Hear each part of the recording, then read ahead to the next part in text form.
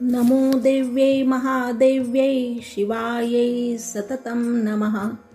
नमः प्रकृत्यै भद्रायै नियताः प्रणतास्मताम्। रौद्रायै नमो नित्यायै गौर्यै धात्र्यै नमो नमः। ज्योत्स्नायै चेन्दुरूपिण्यै सुखायै सततं नमः।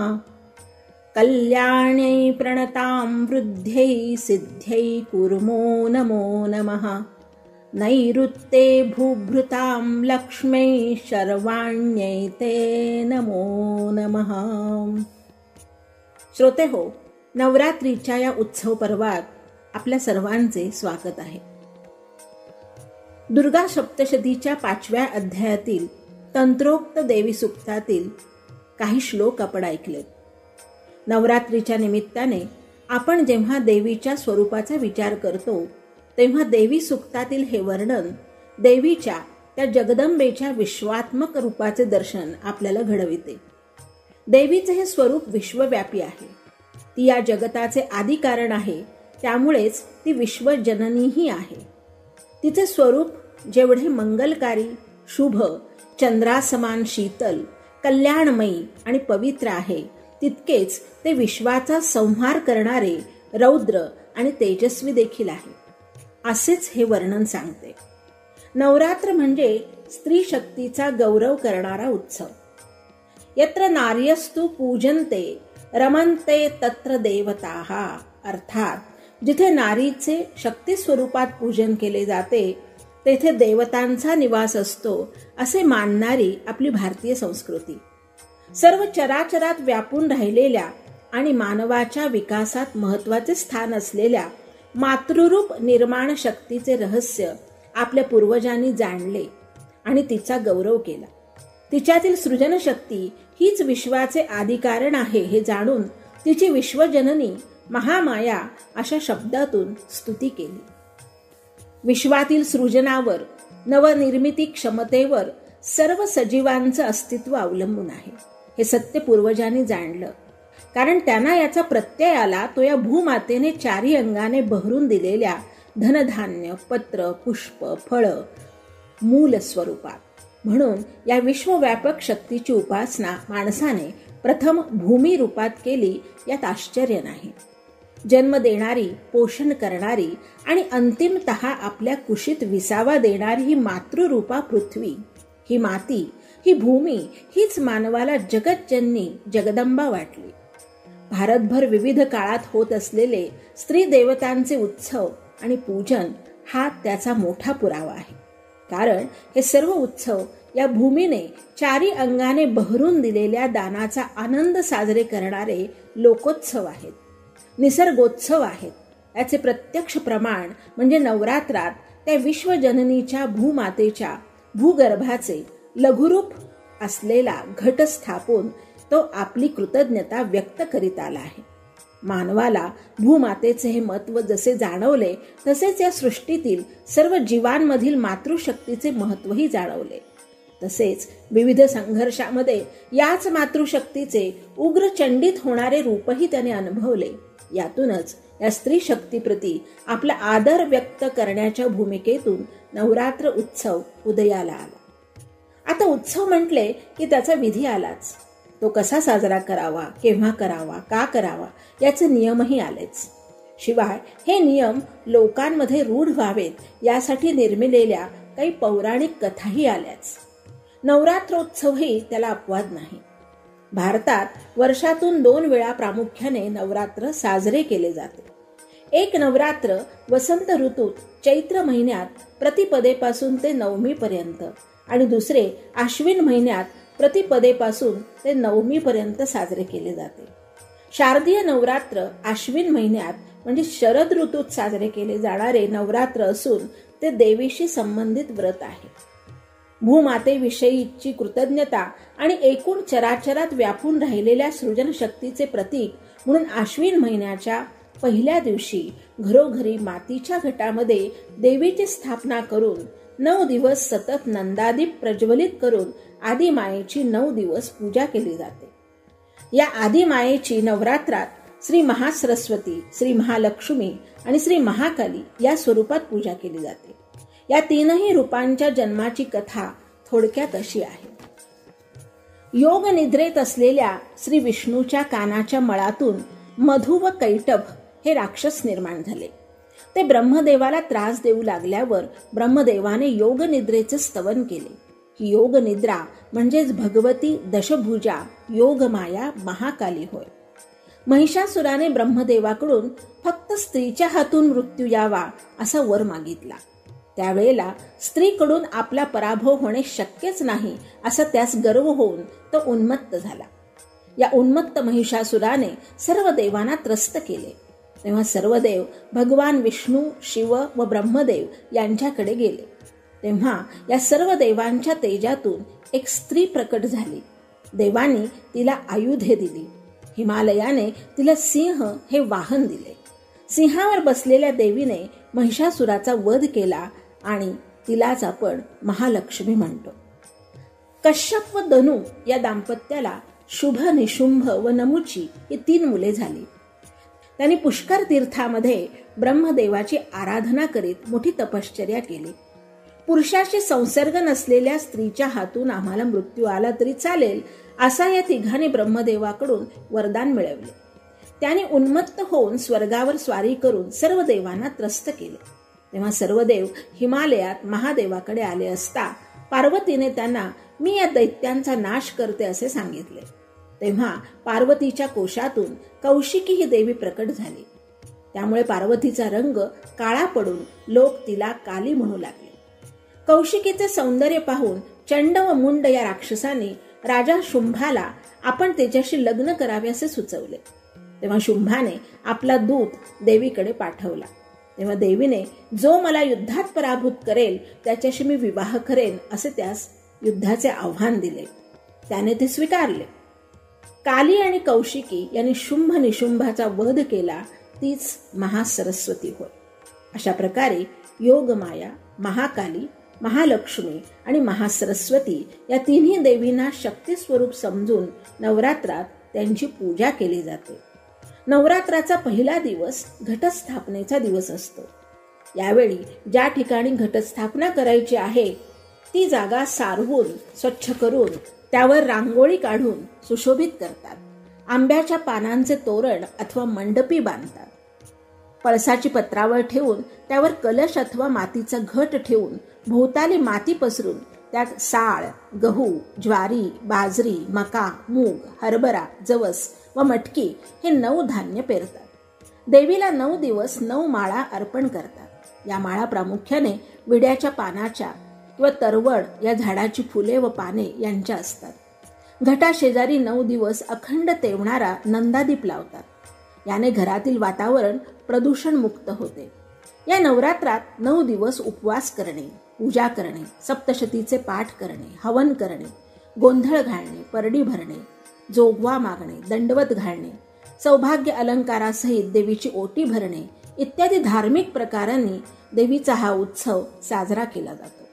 हे 9 दिवस देवी दुर्गा आणि तिच्या 9 अवतारांना समर्पित असून प्रत्येक दिवस हा देवीच्या त्या त्या अवताराशी संबंधित आहे. आजचा घटस्थापनेचा म्हणजेच नवरात्राच्या प्रतिपदेचा हा पहिला दिवस. हा पहिला दिवस शैलपुत्री या पार्वतीच्या अवताराशी संबंधित आहे. शैलपुत्री हा महाकालीचा प्रत्यक्ष अवतार मानला जातो. हिमालयाची कन्या पार्वती जी पूर्वी महादेवाची पत्नी सती होती तिचा हा पुनर्जन्म मानला जातो. शैल म्हणजे पर्वत. हिमालयाची मुलगी म्हणून पार्वतीला शैलपुत्री किंवा हिमावती असेही ओळखले जाते. या रूपातच नवरात्राच्या पहिल्या दिवशी दुर्गा शिवाची पत्नी म्हणून पूजली जाते. नवरात्रीतल्या 9 दिवसांपैकी प्रत्येक दिवशी देवीला वेगवेगळ्या फुलांची माळा घालायची प्रथा समाजामध्ये काही ठिकाणी आहे. आजच्या पहिल्या माळेला शेवंती आणि सोनचाफ्यासारख्या पिवळ्या फुलांची माळ घातली जाते. पिवळा रंग कृती व उत्साह दर्शवतो. श्रोते हो, घटस्थापनेच्या ह्या दिवशी आपण करवीर निवासिनी कोल्हापूरच्या अंबाबाईचे स्मरण करूया. करवीर निवासिनी महालक्ष्मीचे हे कोल्हापूरचे मंदिर महाराष्ट्रातील शक्तीच्या 3.5 पीठांपैकी एक आहे. अगदी प्राचीन काळापासून कोल्हापूर व करवीर या दोन्ही नावांनी संबोधले जाते. जेव्हा श्री महालक्ष्मीने कोल्हासुराचा वध या ठिकाणी केला तेव्हा त्याच्याच इच्छेनुसार या क्षेत्राचे नाव पडले कोल्हापूर. या कोल्हासुराचा पुत्र होता करवीर. त्याचा वध केला भगवान शंकरांनी. तेव्हा त्या करवीराच्या इच्छेनुसार या क्षेत्राला करवीर असेही नाव मिळाले. भगवान शंकराचाही इथे वास असल्याने करवीर नगरीला दक्षिण काशी म्हणून सुद्धा संबोधले जाते. मनुष्याला ऐहिक सुख, यश व मुक्ती देणारे करवीर क्षेत्र इसवी सन पूर्व 5व्या किंवा 6व्या शतकातील आहे असे मानले जाते. सर्वांच्या आत राहून सर्व कर्मे पाहणारी अनंत शक्ती संपन्न जी देवी ती महालक्ष्मी असे मानले जाते. तिची मूर्ती हिरक खंड मिश्रित रत्नशिळेची बनवली आहे. त्यावरून तिचे प्राचीनत्व सिद्ध होते. पद्मपुराण, स्कंदपुराण, मार्कंडेय पुराण, देवी भागवत इत्यादी प्राचीन ग्रंथात महालक्ष्मीचा उल्लेख आहे. दुर्गा सप्तशतीमध्ये केलेल्या वर्णनानुसार सृष्टी निर्माण होण्यापूर्वी ब्रह्मा, विष्णू, महेश या 3 प्रमुख देवांच्याही आधी ब्रह्मांडात फक्त एकच तेजस्वी ऊर्जा शक्ती होती. ती निर्गुण निराकार होती. त्या शक्तीने जेव्हा सगुण रूप धारण केले तेव्हा ते चतुर्भुज होते. वर्ण तापलेल्या सोन्यासारखा तेजस्वी असून उजव्या वरच्या हातात जमिनीला टेकलेली गदा, उजव्या बाजूच्या हातात खालच्या हातात म्हाळुंग म्हणजे बीजफळ, डाव्या वरच्या हातात खेटक, डाव्या खालच्या हातात पानपत्र, मस्तकी सयोनी लिंग आणि 3.5 वेटोळे असलेला नाग आणि सिंहावर विराजमान असे तिचे रूप प्रगट झाले. तीच ही जगज्जननी महालक्ष्मी अंबाबाई असे मानले जाते. म्हणून हे मूळ आद्य शक्तिपीठ मानले जाते. महालक्ष्मीचे मंदिर हेमाडपंथी स्थापत्य कलेचा उत्कृष्ट नमुना आहे. या मंदिराचे बांधकाम चालुक्य वंशातील राजा कर्णदेव याने केले असे समजतात. हे जैन धर्मीयांचे तीर्थस्थान असून ते देवीला पद्मावतीच्या स्वरूपात मानतात. शारदीय नवरात्र आणि चैत्री नवरात्राबरोबरच दरवर्षी महालक्ष्मीचा किरणोत्सव जानेवारी, फेब्रुवारी आणि नोव्हेंबर महिन्याच्या विशिष्ट दिवशी मोठ्या उत्साहात पार पाडला जातो. यावेळेस निसर्गाचा एक अद्भुत आविष्कार आपल्याला इथे पाहायला मिळतो आणि तो म्हणजे सूर्याची किरणे दरवाजातून प्रवेश करून थेट महालक्ष्मीच्या मूर्तीच्या पायावर पडतात. तिरुपतीच्या बालाजीवर म्हणजेच विष्णूवर रुसून लक्ष्मी येथे करवीरात निवास करीत असल्याची भाविकांची समजूत असल्याने बालाजीचे दर्शन कोल्हापूरच्या महालक्ष्मीच्या दर्शनाशिवाय पुरे होत नाही अशी भाविकांची श्रद्धा आहे. श्रोतेहो, पौराणिक कथेनुसार आदिशक्ती महाकाली स्वरूप देवी सतीने आपल्या पतीच्या अर्थात महादेवाच्या अपमानाविरुद्ध आपले पिता प्रजापती दक्ष यांच्या यज्ञात स्वतःलाच नष्ट केले. तेव्हा महादेव सतीचे निष्प्राण शरीर घेऊन पृथ्वीवर फिरत होते. सतीचा पुनर्जन्म व्हावा यासाठी श्री विष्णूंनी सुदर्शन चक्राद्वारे सतीच्या शरीराचे 51 तुकडे केले. ते ज्या ज्या ठिकाणी पडले तेथे देवीचे शक्तिपीठ निर्माण झाले. करवीर कोल्हापूर येथे सतीचे त्रिनेत्र पडले.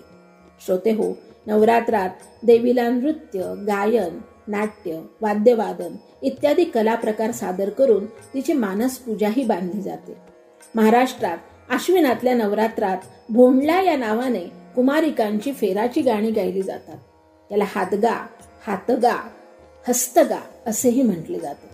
खरे तर हा हस्ताचा उत्सव. भाद्रपद अश्विनातल्या हस्ताच्या पावसात फळा फुलांनी मोहरलेल्या धरतीच्या तृप्त वातावरणात ही फेराची गीते गायली जातात. अंगणात हस्ताचे प्रतीक म्हणून रांगोळीने हत्ती रेखाटले जातात. सर्व सख्या पार्वती अंगणात जमतात. फेर धरला जातो. या चिमुकल्या कन्या सामूहिक स्वरात धरतीला तृप्त करणाऱ्या हस्ताची म्हणजेच वरुण राजाची आळवणी करतात. अर्थातच रीतीप्रमाणे पहिला नंबर गणेश देवाचा. त्यामुळे ऐलमा पैलमा गणेश देवा, माझा खेळ मांडू दे करीन तुझी सेवा असे म्हणत हे फेर धरले जातात.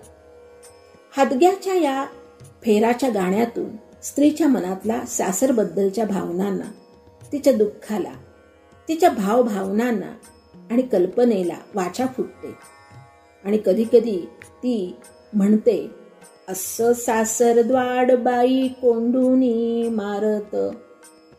अशा प्रकारे ही गीते स्त्रीच्या आयुष्याबद्दल कितीतरी बोलत राहतात. माळवा, वऱ्हाड, खानदेश भागात या हादग्यालाच भुलाबाईची फेराची गाणी म्हटली जाते. ही भुलाबाई म्हणजे भुलोजी नायकाची म्हणजेच भोळ्या शंकराची सखी पार्वती. इथे हत्तीऐवजी आपल्या सखीसह पार्वतीची म्हणजेच भुलाबाईची मातीची मूर्ती असते. या सामूहिक खेळाद्वारे हसत खेळत का होईना मैत्रिणी सवेती आपले दुःख गीताद्वारे वाटून घेते. श्रोते हो, एकीकडे आपण स्त्री शक्तीला आदी माता मानून तिची नवरात्रात मोठ्या भक्तिभावाने आराधना करतो. हे झाले आपल्या समाजाचे सांस्कृतिकरण. पण वास्तवात मात्र हा स्त्री शक्तीचा जागर समाजात प्रत्यक्षात उतरताना दिसत नाही. अजूनही स्त्रीला अबला, भोग्य वस्तू समजून तिची शारीरिक मानसिक छळणूक करणारी कितीतरी उदाहरणे सभोवती दिसत आहेत. अशा वेळी आपण नवरात्रीच्या शक्तीपूजेचा खरा अर्थ समजून घेऊया. या निमित्ताने आपण या घटस्थापनेच्या दिवसापासून दसऱ्यापर्यंत रोज एक संकल्प सोडूया आणि त्याप्रमाणे आचरणातही आणण्याचा प्रयत्न करूया. श्रोते हो, तरच हे नवरात्र स्त्री शक्तीचा खऱ्या अर्थाने जागर करणारे नवरात्र म्हणून अर्थपूर्ण होईल. आजचा संकल्प आहे स्त्रियांकडे पाहण्याचा आपला दृष्टिकोन अधिक निकोप आणि सकारात्मक ठेवण्याचा. कारण दृष्टिकोन बदलला तर परिवर्तन घडेल. हा संकल्प घेऊन त्या शक्तीचा जागर करूया. म्हणा, उदे ग अंबे उदे.